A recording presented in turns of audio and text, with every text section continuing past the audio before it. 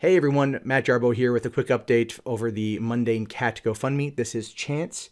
He is home from the hospital and he is doing much better. Everyone has been so generous so far. For that, I am eternally grateful. You guys have no idea. We're not quite done yet.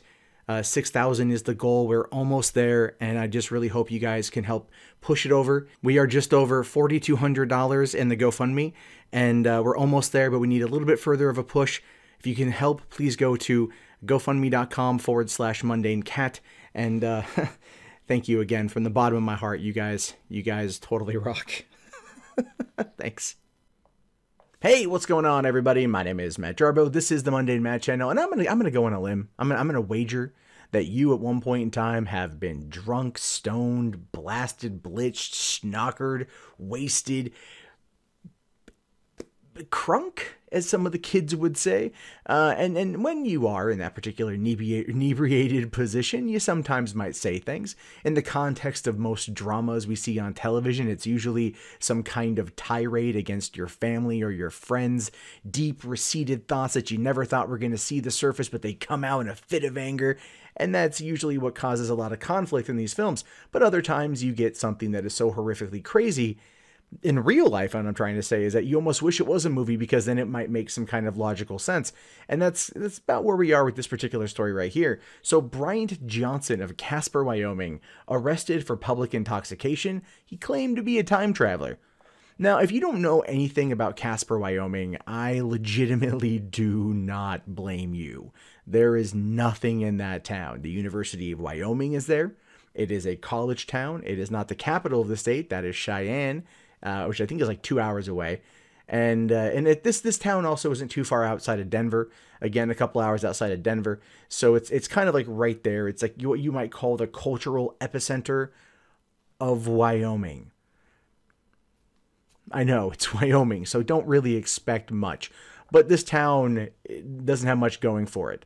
I have had multiple friends live there over the years, either going to college or for other type of schoolings, and they all left as soon as they possibly could, which is why this story is pretty funny when you have a crazy drunk guy claiming that he's a time traveler. So it says here that a Casper man claiming to be from the future has been arrested for having too much to drink in the present. Well, clearly. Casper police officers say at around 10:30 p.m. on Monday, October 2nd, they were dispatched to a resident on East 2nd Street for a man who was stating he was from the future and he was there to help. At least he came in peace, right? You know, because how many times do we see these movies and television shows about people coming back in time or coming from outer space, and they're never here to help Earth grow, right? They're just here to destroy it, with the exception, I would say, of Star Trek First Contact, which is when we first met the Vulcans in the 21st century, I believe, and that's what helped us propel our space program, is because they happened to see it and they came by like, oh hey, what's going on? We're gonna help you grow. Almost no other movie involving aliens has that. Independence Day, Battle LA, anything Roland Emmerich ever does involving aliens, which would be Independence Day. The point is, it never really works out well in our favor. So this guy being hammered, he's here to help.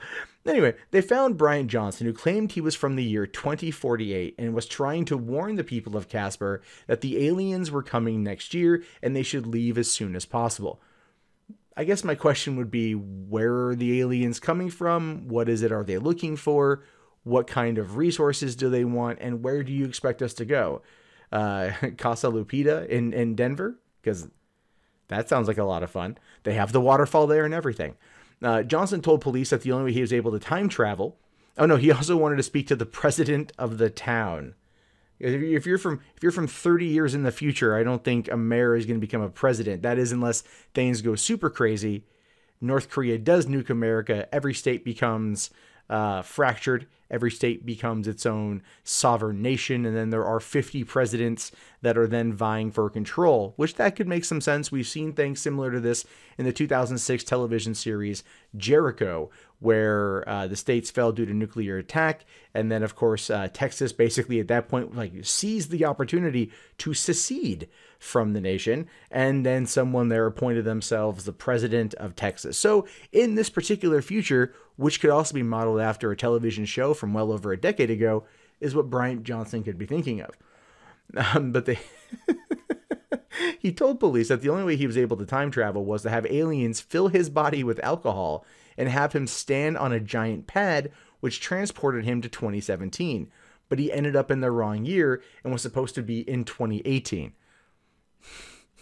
So in his drunken stupor, in his completely over-inebriated state, he probably just conjured up the plot line to Terminator and was like, "This will work. They're gonna buy it. From the future, 30 years. Aliens filled me with alcohol. This is not me. It's them." Clearly he's probably referring to the large immigrant population in Casper for who filled them with alcohol. And I only say that not to deride any undocumented workers. When I was 18 and 19, we actually worked a deal with a couple guys who were working in a nearby farm next to my friend's house. We talked them into buying us alcohol, and we would just give them what they wanted for their alcohol. It was a mutually beneficial thing. So I mean, I'm just saying, from a personal experience, those kind of arrangements can be made under the right circumstances. But this guy is clearly, old enough to drink. Officers noted that Johnson had watery, bloodshot eyes, slightly slurred speech, and the smell of alcohol coming from him. Well, the smell of alcohol comes from you even if you have like 1 or 2 beers, so that's not entirely uncommon. But the question is, though, I would have asked this too. I would have played along with what Bryant was saying. I would have. That's just kind of the person I am. I'd have been like, okay, what kind of alcohol? He'd been like, probably just Bud Light. Because it's Casper. They're not going to have, Sam Adams is considered like your Christmas party formal brew. You know what I mean? It's all Coors and Bud and Natty Ice. It's, Coronas are considered special occasion, but even then it's considered fancy for outsiders. But the point is probably going to say something like that. It was determined that Johnson could not take care of himself and was causing a disturbance in the emergency room. So they grabbed him, took him to the hospital, and then he was freaking out while messed up in the ER. That's actually pretty damn funny. Because, again, we've seen that kind of thing play out in movies like Terminator. Not so much with the Terminator himself going crazy from time travel, but Sarah Connor being in a mental institution in the second movie, in the Terminator Genesis, having issues with the hospitals. I forget why they go to the hospital in that, but they do. And, so it's kind of like time travel. It's just funny to me. So an early breath sample showed he had a blood alcohol content of 0.136, almost double the legal limit. So he was clearly just gone. He was just schnockered, and he was arrested for public intoxication. And that's his mugshot right there. It looks fantastic. I love a story like this, but for one, it's lighthearted. Given all the crap from this past week, this story actually came out the day after the Las Vegas shooting. So it was kind of, laughed at by a lot of people, but I think it was lighthearted enough. Yes, it's at Bryant's expense that people are laughing at this as a way to kind of, find some joy in the week versus the horribleness that happened in Las Vegas because of Stephen Paddock. But at the same time, I believe we all can relate to this kind of tale because I think we all know someone in our lives who gets really messed up and then tells crazy stories. I knew a guy when I used to work at my theater who worked for a company nearby who would smoke meth in order to get hyped up to do his job. And then he would smoke weed to calm down. Not even kidding. At the end of the day, he lived on site. The people that he hired were generally all homeless people that needed to find some work, and the work was very kind of laborious and menial. And the pay wasn't much, but it was enough to allow them to continue to live and then also to continue their drug habits. So the stories you would hear from these guys when they would come around would be completely out there and completely wild. They were harmless, completely harmless, but they lived in their own reality.